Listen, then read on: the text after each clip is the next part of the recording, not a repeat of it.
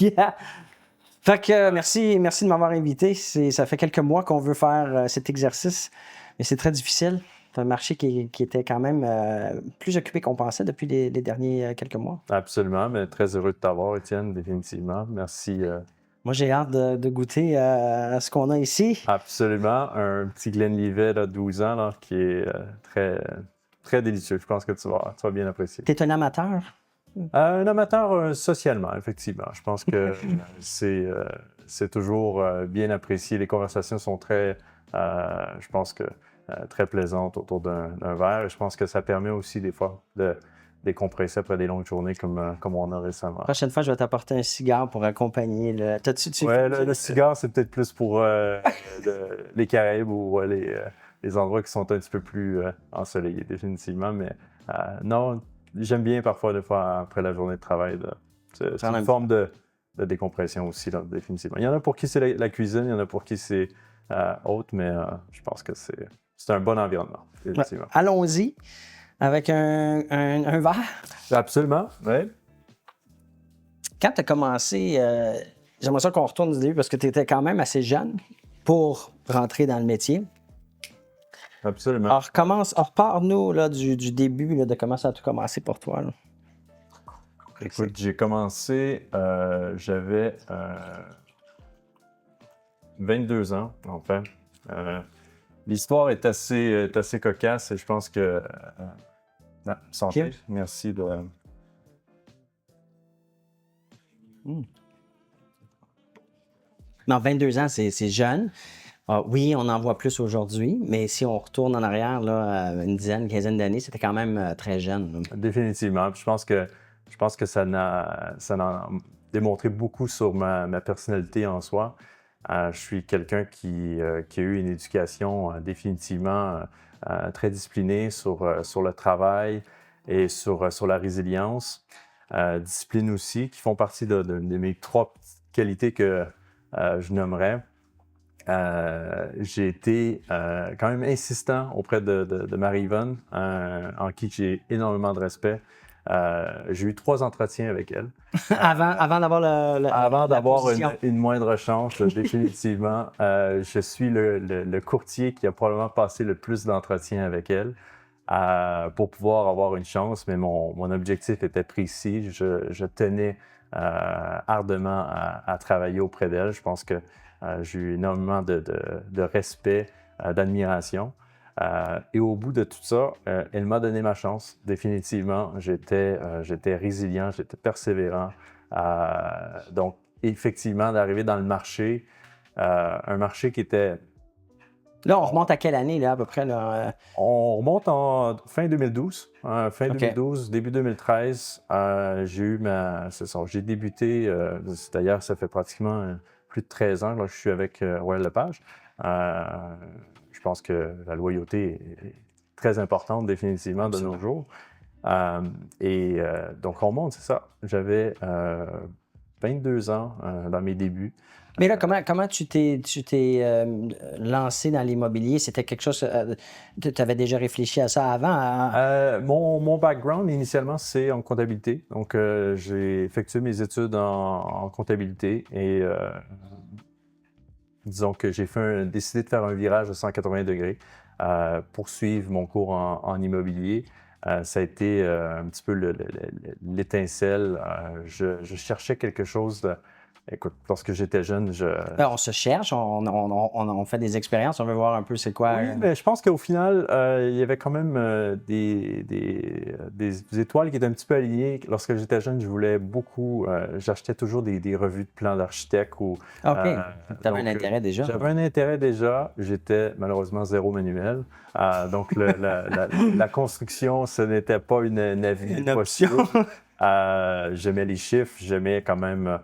mais ce qui me manquait un petit peu de comptabilité, c'était contact humain. Qui est répété à maintes reprises, mais je pense que l'immobilier avec du recul, c'est un métier qui est ultra complet, que les gens malheureusement sous-estiment beaucoup, je crois. Mais je pense qu'il faut être expert dans différentes sphères. Exact. Ben oui, c'est une business. Puis quand on est seul, on porte le chapeau de tous les rôles. Alors, ça devient assez compliqué. Ça peut devenir très compliqué. Définitivement. Je pense qu'on est testé au quotidien. Donc, j'ai complété mon cours d'immobilier. Je me suis lancé, commencé définitivement comme bon courtier tout seul. OK, et c'est là, j'imagine, une fois que tu as rentré dans l'industrie, que tu as appris à connaître Marie-Yvonne. Absolument, définitivement. J'ai vu comment que la mécanique un petit peu de l'immobilier fonctionnait. À quel point je pense que c'était important d'être associé à quelqu'un qui avait une bonne connaissance sur tous les aspects. Et pour moi, mon objectif était clair. Je m'en vais à Westmount. L'immobilier de luxe, c'est pour moi. Et je pense que dès les débuts, on a eu une très bonne complicité avec Marie-Yvonne. Et définitivement, au début, très réticente, je veux dire, à me donner ma chance, mais c'est quelqu'un qui m'a donné ma chance et qui, je pense qu'il en est très, très heureux. Comment tu as construit la confiance, là? Parce que ces jeunes, quand même 22 ans, euh, surtout dans une équipe et avec la clientèle et le marché que Marie-Yvonne dessert, là, comment tu as su être capable ou comment c'est arrivé ça, si tu repenses? Effectivement, je te dirais qu'aujourd'hui, si tu avais à me demander quel est le défi le plus important, c'était effectivement de gagner la confiance des gens, gagner la confiance de ma propre mentor. Lorsqu'on arrive jeune, effectivement, on a quand même cette belle naïveté qui est très agréable et qui est très bien perçue de l'autre côté aussi. Mais ça ne fait pas tout. On est constamment objecté, puis pourquoi vous, plutôt qu'un autre qui aurait plus d'expérience, etc. Mais je pense que derrière chaque un petit peu personnage ou maître de son secteur d'industrie, on a eu la chance, on s'est fait donner la chance par quelqu'un à quelque part, à un moment donné. Et pour moi, bon, ça a été Marie-Yvonne et ça a été des clients très importants à travers le processus. D'ailleurs, un autre des qualités que je prône, je pense, c'est la constance. À quel point c'est important d'être constant dans les efforts.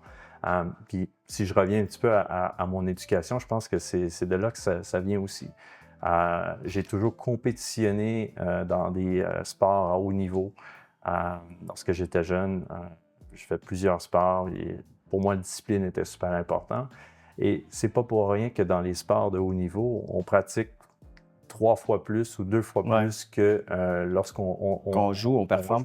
Absolument, parce que c'est comme ça qu'on peut peaufiner nos talents, même malgré que les efforts sont définitivement plus récompensés que le talent brut. Puis une fois que tu es devenu courtier et que tu as commencé à travailler avec Marie-Yvonne aussi, tu as vu, j'imagine aussi, que la discipline de Marie-Yvonne, sa routine, et ça t'a aussi fort probablement montré que, OK, pour réussir à ce niveau-là, à un haut niveau, mais il n'y a pas de raccourci. Définitivement. Je veux dire, ça a été un modèle pour moi et je pense que c'est une qualité commune à travers tous les piliers de l'industrie. On ne se satisfait pas de notre année, de nos performances actuelles. On pense toujours effectivement à comment qu'on peut mieux faire, comment qu'on peut mieux s'améliorer. Définitivement, moi, ça a été une personne qui a dressé le chemin. Qui effectivement, bon, avait des doutes probablement sur ma constance ou comment que ça allait se présenter. Mais je pense que derrière chaque réussite se cache énormément d'efforts. C'est de se lever tôt le matin, d'établir des routines. Je pense que si on n'est pas constant dans ce qu'on fait, c'est mal perçu par certaines personnes aussi parce qu'ils veulent faire confiance à des gens en qui ils peuvent compter. Et c'est d'être vraiment discipliné dans chacune des tâches qui est réalisée, d'être concentré aussi. Si on retourne en arrière dans les débuts, là, si tu te rappelles de ta première victoire, ou peut-être que c'était en équipe, peut-être que c'était, je parle dans l'équipe de Marie-Yvonne, est-ce que tu te rappelles de la première fois où je sais pas, tu as eu une victoire, peu importe la victoire, que tu t'es senti comme, OK, ça là, c'était un bon un bon coup, une bonne chose, j'ai franchi une étape. Oui, il y a plusieurs événements marquants un petit peu comme ça. C'est sûr que c'était probablement la première inscription qui m'avait été assignée au niveau à Westmount, qui était une vente d'une succession qui n'avait pas été un petit peu sans défi, définitivement. Mais je pense que cette première transaction-là, en étant aussi, en bien accompagnant les différents parties, je pense que ça a été une victoire. Mais je pense qu'au final, l'événement le plus marquant, ça a été une de mes transactions records, définitivement. J'avais 27 ans. Bon, je pense que c'était quand même assez inconnu dans le marché, mais j'avais réalisé une vente à 13,5 millions à Westmount en privé. Puis là, on retourne On est en 2016 approximativement. J'ai 27 ans, donc, et je veux dire, j'ai pas abandonné définitivement. Je pense qu'il y a beaucoup de courtiers qui baissent les bras rapidement. Ouais. Et le meilleur conseil que je peux donner, c'est définitivement de jamais baisser les bras. Définitivement, je pense que si vous voulez accomplir quelque chose... Parlons, parce que là, on a parlé de certaines des victoires, puis il y en a beaucoup plus, puis je vais y revenir, mais les difficultés, parce que là, on a accéléré là, de 22 à 25 à 27 Mais combien de jours, combien de fois t'as pensé, tu t'es dit, OK, faut pas que je lâche, faut que je continue, parce que pour moi, si je parle de moi, il y a eu beaucoup de fois où je me suis dit, je suis capable. Je lâche pas, je continue, mais faut être honnête aussi, puis il y a des temps, beaucoup de moments où c'est très difficile, où on travaille super fort puis on pense qu'on y est, puis là, ça tombe à l'eau.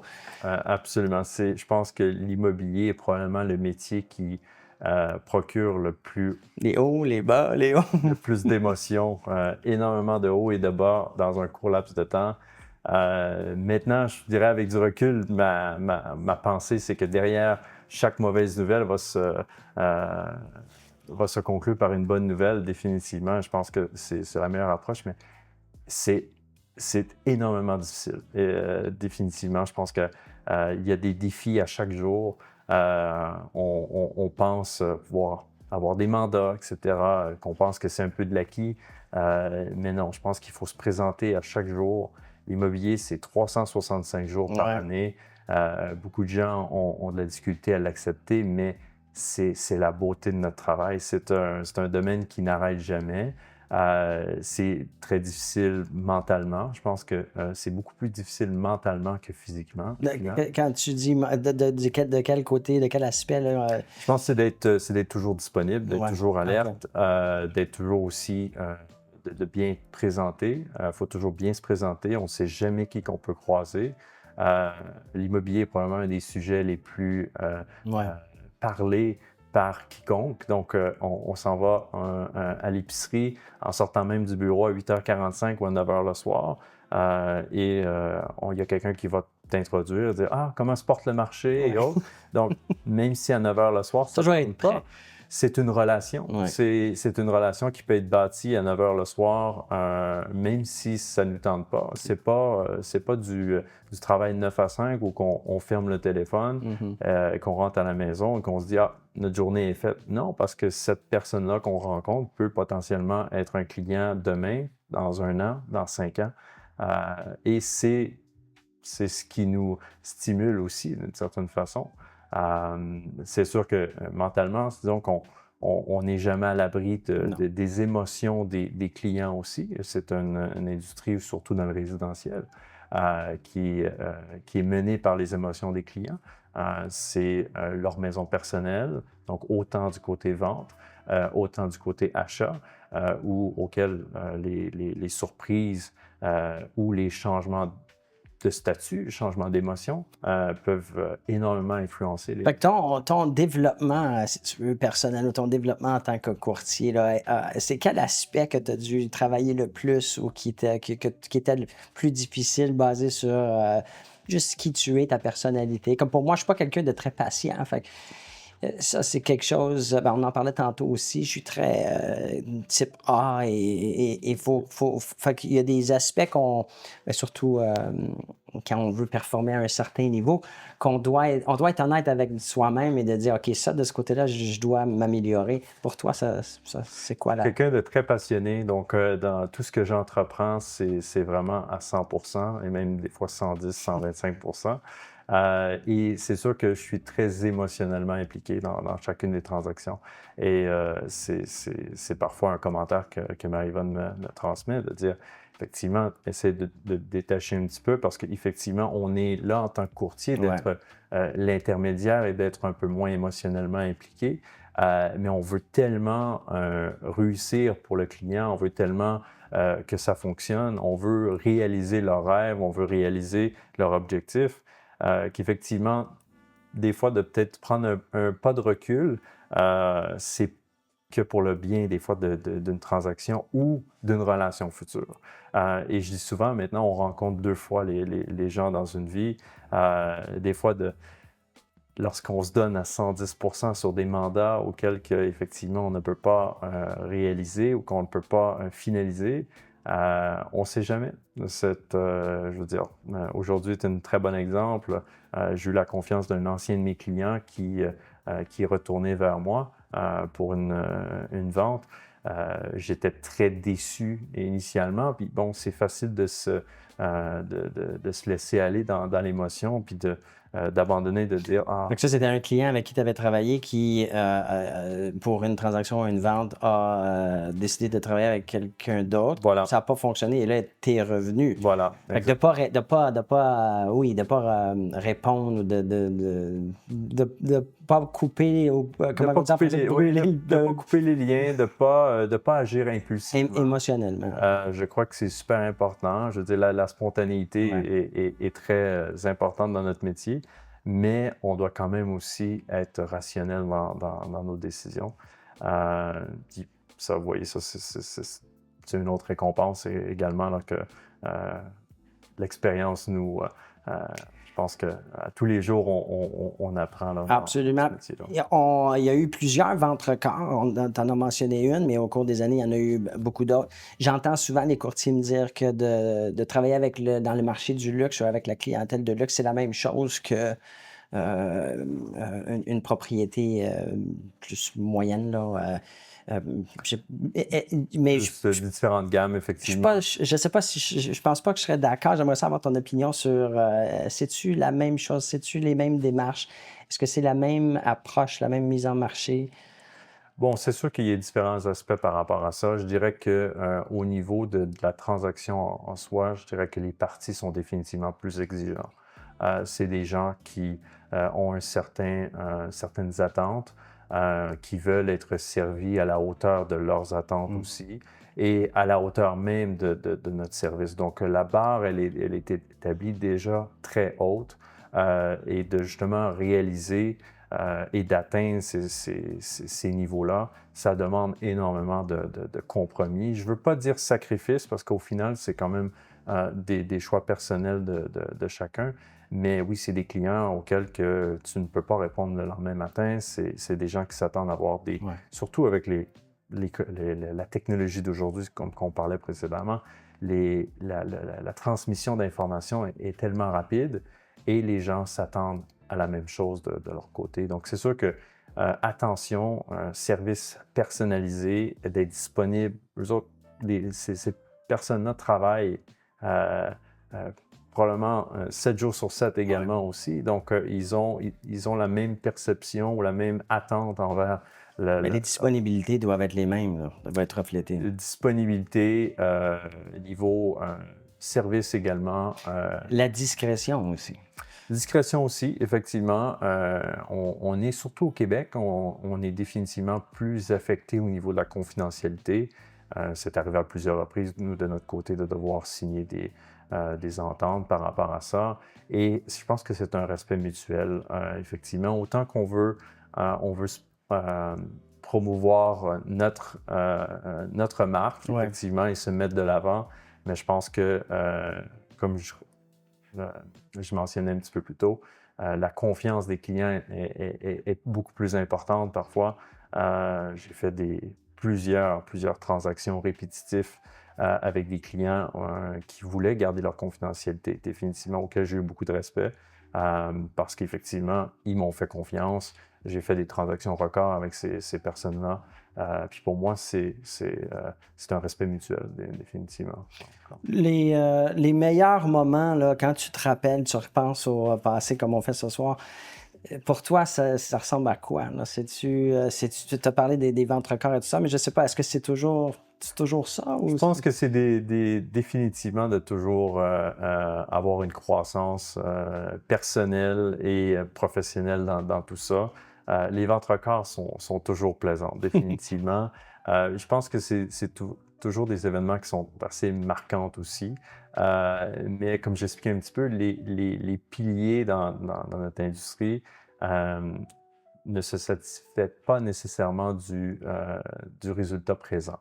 On est constamment stimulé par les prochaines transactions qu'on peut faire et quel sommet qu'on peut atteindre de nouveau. Ça a des avantages comme des inconvénients, définitivement, mais je pense que lorsqu'on a des natures qui sont aussi stimulées par la performance, on pense à qu'est-ce qu'on peut accomplir d'autre. D'ailleurs, l'année dernière, on a fait la vente record pour 2024 à 18 750 000. Je peux vous dire que personne ne croyait en nous qu'on allait pouvoir réaliser cette transaction-là pour le marché de Montréal en général. C'est des sommets jamais atteints et on était très heureux d'atteindre ces nouveaux sommets. Mais par contre, Marie-Vonne et moi, le lendemain, on est de retour et on pense à qu'est-ce qu'on peut accomplir davantage, définitivement. C'est toujours flatteur au niveau de l'ego et de satisfaire les clients et les parties derrière aussi. Vous travaillez, le bureau est à Westmount, vous travaillez à Westmount, oui.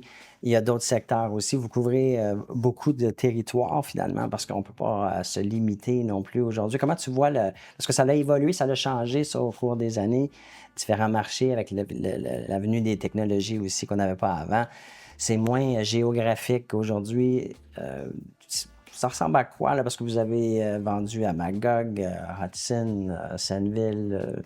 Bien, je pense que c'est au niveau aussi confiance client. Je veux dire, maintenant, les différentes personnes habitent aux quatre coins de la province, définitivement, et c'est d'être disponible à offrir le service à ces personnes-là. Je vois un marché qui est définitivement, qui se développe, définitivement. Je pense que le noyau du centre-ville demeure toujours un attrait. Il va toujours demeurer un centre-ville et il y aura toujours les gros axes commerciaux qui seront présents. Mais définitivement, on voit les gens prendre un petit peu plus d'aisance à aller s'installer dans des quartiers en périphérie. Et une des choses qui me surprend toujours, c'est que les marchés en périphérie, les marchés secondaires, si on peut dire ça, se portent très bien parce que la demande est constante. Nous, on a fait encore une fois, il y a 2-3 ans, une vente record dans l'ouest de la ville. Les bords de l'eau sont très prisés. C'est une niche qu'on développe énormément. Les connaissances, vous voulez être accompagné de quelqu'un qui connaît les emplacements stratégiques où que les valeurs vont se maintenir. Mais oui, on est disponible et on excelle dans des secteurs comme l'ouest de la ville, les cantons de l'Est, définitivement Westmount-Outremont, Ville-Montréal, qui sont des secteurs prédominants pour nous, Notre-Dame-de-Grâce également aussi. Mais c'est de gagner cette confiance et de maintenir cette confiance de nos clients qui, effectivement, sont en déplacement constant aussi. Et c'est les différents besoins de chacun de ses clients. C'est sûr, on a vu pendant la pandémie une exil quand même assez importante au niveau... Donc ça, il y a eu une adaptation aussi. la population, les gens voulaient des fois plus ou avoir comme tu as parlé de marché secondaire, Oui. moins de temps au centre-ville, au bureau. Plus d'espace vert, plus d'espace intérieur, plus de confort au niveau de la famille.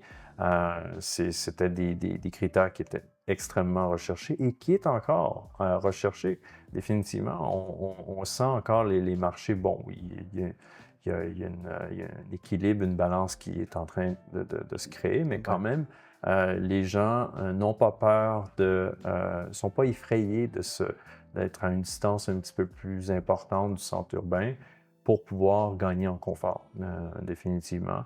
Maintenant, bon, c'est propre à chacune des familles, mais et c'est très bon signe pour l'économie, pour le marché en général, parce qu'on voit certains secteurs qui étaient peut-être un petit peu en retard par rapport à d'autres au niveau valeur et autres, et qui en ont bénéficié définitivement. Et je pense que même après autant d'années depuis la pandémie, c'est des marchés qui se portent encore très bien, là, définitivement. L'équipe est toujours en croissance, il y a toujours des opportunités. C'est important de croître et de continuer de croître, mais d'avoir les bonnes personnes. Tu as parlé un petit peu brièvement tantôt de type de personnalité que tu étais et que tu es toujours et l'évolution que tu as vécue. C'est quoi le courtier pour toi idéal là, qui pourrait venir ou que tu serais à la recherche d'avoir dans l'équipe? Oui, effectivement, notre équipe est constamment en croissance. On cherche à avoir, je pense, le bon équilibre. Pour nous, c'est toujours d'être en contact avec le client, d'offrir ce service personnalisé qui est représentatif de notre marque, définitivement. Marie-Yvonne et moi-même, on est deux perfectionnistes, deux compétiteurs aguerris. On aime performer définitivement. Donc, c'est sûr que du côté courtier, on est toujours à la recherche de quelqu'un qui partage quand même les qualités qu'on prône définitivement. La constance, la discipline, la résilience aussi. On veut quelqu'un qui soit stimulé, qui veut réussir. Je pense que c'est quelqu'un qui est introduit dans le marché. Je pense que ça devrait être ces trois qualités primaires, définitivement. Parce que avec ces trois qualités-là, je pense qu'on peut atteindre toujours de nouveaux objectifs d'année en année. Puis c'est très important, je crois, définitivement. Donc, la croissance, pour moi, c'est la nature, ça n'arrête pas. On se développe sur tous les aspects, le business, les connaissances, les relations.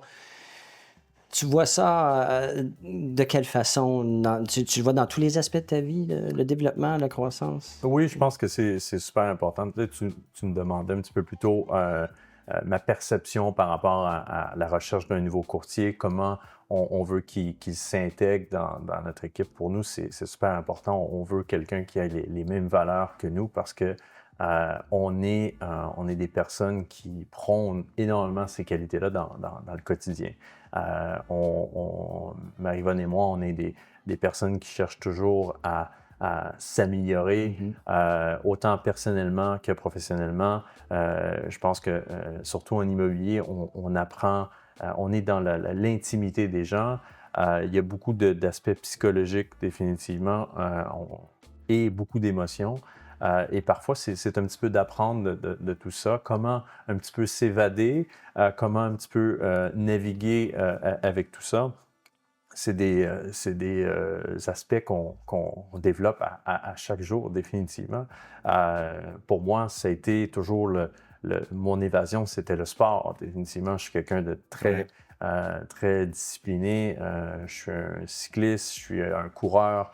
Là, je me remets justement d'une blessure qui me fait définitivement prendre du recul sur des choses, mais c'est encore plus motivant et stimulant de vouloir performer de nouveau. Donc, pour moi, c'est d'effectuer mon sport pour me libérer. Ouais. Et ça, c'est super important. Puis ça l'aide aussi l'aspect physique, de s'entraîner, de bien manger, de bien prendre soin de nous pour arriver à d'autres niveaux aussi en affaires, en tant que courtier, en tant que... Tout à l'heure, tu mentionnais, je te vois le matin, tu es le premier au bureau, tu es le dernier à quitter. 7 jours sur 7, c'est des grosses journées, c'est intense, c'est très demandant. Fait que physiquement aussi, si on veut continuellement s'améliorer ou être capable de prendre encore plus de responsabilités ou de business, ben, faut qu'on pense aussi à les autres aspects qui sont le physique, le mental, le spirituel, etc. Définitivement, puis tu l'as bien mentionné. Puis ça revient un petit peu à ce que je mentionnais un petit peu plus tôt au niveau de la présentation au niveau des gens. Mm-hmm. Je pense que si on est bien avec soi-même, on transmet définitivement une meilleure image envers les autres ou une meilleure perception. Énergie aussi, confiance. Il faut être confiant, il faut être de bonne humeur. C'est important à quel point on transmet aussi nos émotions avec les relations auxquelles on travaille. Je dis souvent à Marie-Yvonne, on rentre dans l'intimité des gens lorsqu'on les rencontre. Parfois, il y a certaines personnes qui peuvent peut-être réagir sur la défensive un petit peu plus, d'autres qui vont être très fiers. Ouais. Et nous, on doit quand même s'adapter et de montrer à quel point on est enthousiaste, mais qu'on veut créer cette relation-là aussi. Donc oui, le bien-être, je pense que ça démarre de nos habitudes de vie. Si on est discipliné dans nos habitudes de vie, je pense que ça va se transmettre dans toutes les sphères de la vie, là. Parlant de bien-être, parlant de croissance, parlant de long terme, le futur de l'immobilier, soit du côté de la technologie, soit des investissements, ça ressemble à quoi, là? Moi, je suis très optimiste. Définitivement, je crois que le courtier sera toujours présent. Définitivement, je pense que il y a énormément d'émotions impliquées que cette personne, cet intermédiaire qui maîtrise bien tous les sphères de l'industrie sera de plus en plus en demande. Oui, effectivement, les technologies améliorent notre efficacité, vont nous pousser un petit peu à innover. Mm-hmm. Je pense que derrière chaque industrie, si on n'innove pas, malheureusement, on va se retrouver bon dernier. Et je pense que c'est une des distinctions des plus performants. Vont toujours chercher à innover, Oui. à se dépasser. Puis en immobilier, il y a eu, moi c'est 24-25 ans, là, il y a eu une certaine période où il n'y a pas vraiment eu d'innovation, il n'y a pas eu de nouveautés. Oui, bien, je pense que c'est un petit peu comme chaque cycle. Définitivement, il y a un peu de stagnation derrière chaque industrie. On s'installe un petit peu dans un niveau de confort. Et parfois, je pense que cette arrivée technologique-là ou un petit peu de compétition Ouais. doit être interprété comme un stimulant, de se dire, bon, OK, peut-être qu'on devrait faire les choses différemment, de se remettre en question. L'immobilier nous remet en question à chaque jour, à savoir, est-ce qu'on est bon, est-ce qu'on est toujours bon, est-ce qu'on a toujours la bonne approche, la bonne méthode. Et c'est ce qui fait en sorte que c'est magnifique aussi, parce qu'on retourne à la maison après les journées de travail et tout. C'est de se dire, bon, comment on peut approcher la journée de demain, comment on aurait pu mieux travailler, mieux se préparer.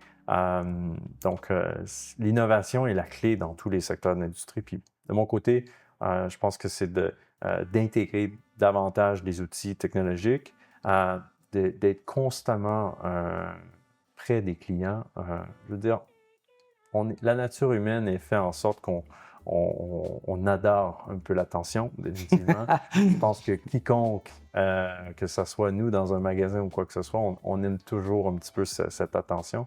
Et je pense que c'est quand même un aspect super important qui est parfois un peu négligé par les courtiers d'aujourd'hui. Ils pensent que les résultats sont immédiats, mais ce n'est pas du tout le cas. Je pense que Montréal demeure encore un pilier économique important. On le voit bien au cours des dernières années avec la nouvelle loi qui interdit les acheteurs étrangers. C'est une ville qui se développe localement. On a je pense qu'on n'a jamais connu un marché haut de gamme aussi prolifique. Ouais. Et c'est encourageant. Les personnes du Québec investissent au Québec. Et je pense que géopolitiquement, sans avoir nécessairement d'opinion, mais je pense que ça peut être un réveil forcé justement à se dire, peut-être qu'on devrait travailler et se concentrer sur nous, focaliser sur nos faiblesses, comment on peut améliorer notre pays, notre province, Ouais.